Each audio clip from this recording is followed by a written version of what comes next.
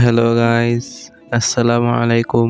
কেমন আছেন সবাই? আশা করছি ভালো আছেন। আমি আল্লাহর রহমতে এবং আপনাদের দোয়ায় ভালো আছি।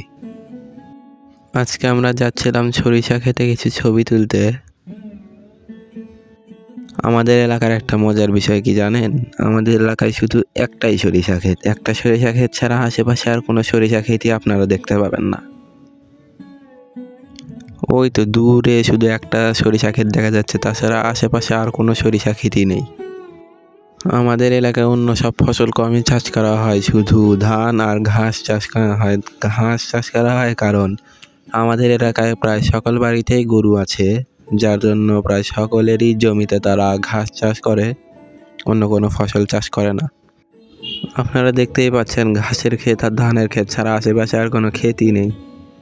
যে সকল ফাঁকা জমি দেখা যাচ্ছে সেগুলোতে ধান চাষ করা হয়েছিল, সে ধানগুলো কাটার পরে জমিগুলো ফাঁকা হয়ে আছে। এই তো আমার ছোট ভাই আর আমার ফুফাতো ভাই, আমরা সবাই মিলে একসাথে যাচ্ছিলাম সরিষা ক্ষেতে ছবি তুলতে। আশা করছি আজকের ভিডিওটা আপনাদের ভালো লাগবে। এখানকার স্কুলে এখনো পরীক্ষা চলছে, যার জন্য এখনো শিক্ষার্থীরা স্কুলে যাচ্ছে। আমাদের পরীক্ষা তো কবেই শেষ, তাই জন্যই আমরা গ্রামে এসেছি।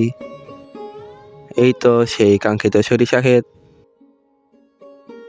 আর এই তো আমাদের ফুফাতো ভাই, ও আমার পিছনে পিছনে আস্তে আস্তে হেঁটে হেঁটে আসছিল। আর ওর অভিনয়টা শুধু আপনারা একবার দেখেন, ও অনেক ভালো অভিনয় করতে পারে।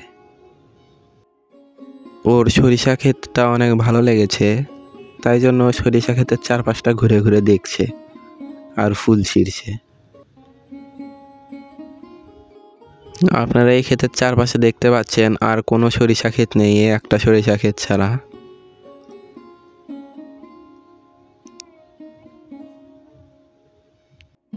এই তো সেই সরিষা ক্ষেত, দেখতে অনেক ভালো লাগছে তাই না? আপনারা কে কে আমার মতো শীত আসলে সরিষা ক্ষেতে ছবি তুলতে যান আমাকে কমেন্ট করে জানাবেন, কারণ আমি জানতে চাই আমার মতো কে কে সরিষা ক্ষেতে ছবি তুলতে যায়।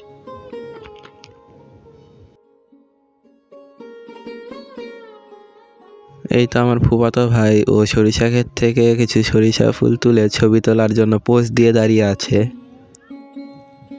তো আজকের ভিডিওটা এই পর্যন্তই। যদি ভালো লাগে তাহলে লাইক কমেন্ট শেয়ার করবেন। ফেসবুক থেকে দেখে থাকলে ফলো করে দিবেন, ইউটিউব থেকে দেখে থাকলে সাবস্ক্রাইব করে দিবেন। ধন্যবাদ। আসসালামু আলাইকুম।